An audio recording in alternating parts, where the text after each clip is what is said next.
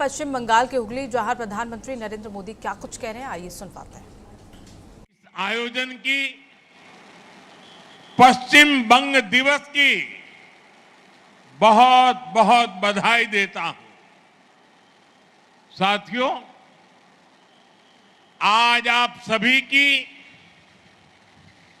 मैं स्वच्छता से स्वागत पहल के लिए भी सराहना करना चाहता हूं, भूरी भूरी प्रशंसा करता हूं। स्वच्छता हमारे दैनिक जीवन का अभिन्न हिस्सा होना चाहिए। जहां स्वच्छता होगी, वहीं विकास भी उतना ही सुंदर दिखेगा। मैं आपको स्वच्छता से स्वागत के लिए भी बहुत बहुत बधाई देता हूं। साथियों, इस बार पश्चिम बंग दिवस की यह तारीख और भी खास है। आजादी के बाद बंगाल के उज्जवल भविष्य के लिए जो सपना देखा गया था, बंगाल की महान आत्माओं ने जो परिकल्पना की थी, आज एक तरह से पहली बार हम पश्चिम बंग दिवस पर उन सपनों को सच्चाई में बदलते देख रहे हैं। यह ऐतिहासिक तारीख पश्चिम बंगाल के विकास की प्रेरणा बने, हम एक नया और गौरवशाली इतिहास रचे।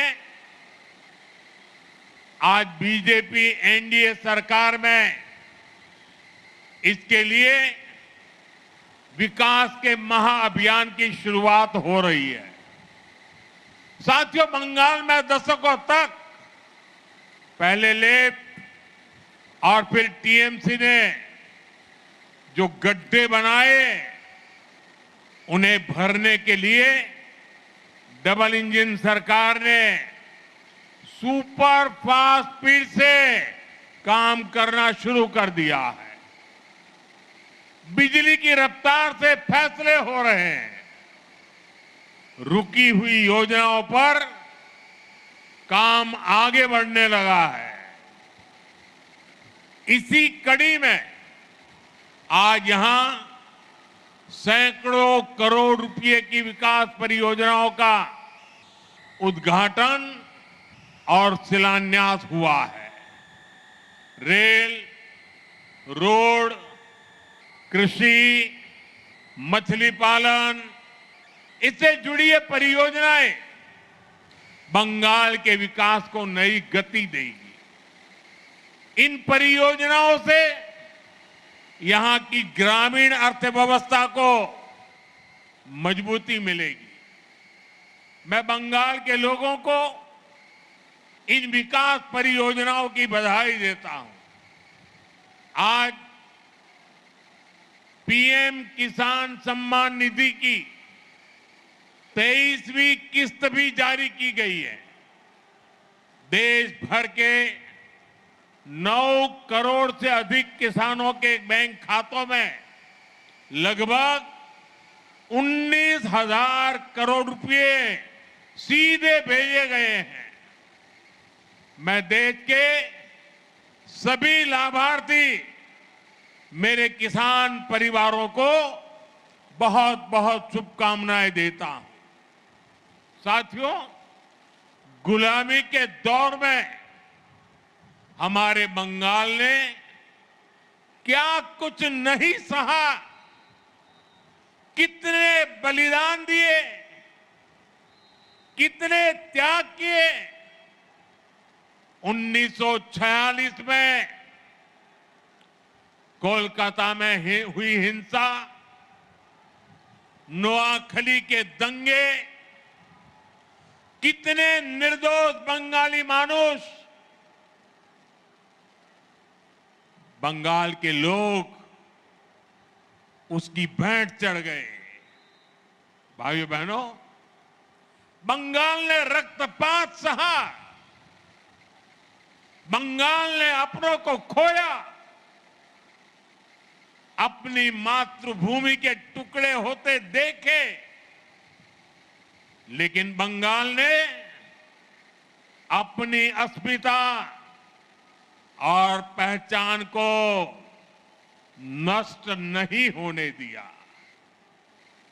इसी का परिणाम था जब पूरे बंगाल को भारत से अलग करने की साजिश हो रही थी, तब अलग पश्चिम बंगाल बनाकर उन मंसूबों को कामयाब नहीं होने दिया गया। हजारों वर्ष पुरानी सभ्यता और संस्कृति, यहां की मूल आस्था और परंपरा तब अनेक संघर्षों के बाद बच गए थे। और आज भी वो मूल्य, इस धरती के संस्कार आज पश्चिम बंगाल के रूप में न केवल सुरक्षित है बल्कि जीवंत भी है। इसलिए पश्चिम बंग दिवस के रूप में हम केवल एक तारीख को याद नहीं कर रहे हैं, हम पूरे इतिहास को याद कर रहे हैं। हम हजारों साल पुरानी बंगाल की विरासत को नमन कर रहे हैं। साथियों, आज की पीढ़ी को हमें बार बार पश्चिम बंग दिवस की अहमियत बताने की जरूरत है। उस दौरान क्या हो रहा था, ये युवा पीढ़ी को जानना जरूरी है। जब पूरे बंगाल को पाकिस्तान का हिस्सा बनाए जाने की कोशिशें हो रही थी, तो कांग्रेस उन षड्यंत्रकारियों के सामने घुटने टेके पड़ी थी। और यही वो समय था जब डॉक्टर श्यामा प्रसाद मुखर्जी ने उसके खिलाफ आवाज उठाई। अप्रैल 1947 में उन्होंने ऐतिहासिक रिजोल्यूशन पास कराया। उन्होंने घोषणा की, पूरा बंगाल पाकिस्तान का हिस्सा नहीं बनेगा। इसके लिए बंगाली हिंदू होमलैंड मूवमेंट शुरू किया गया। डॉक्टर श्यामा प्रसाद मुखर्जी इसका नेतृत्व कर रहे थे।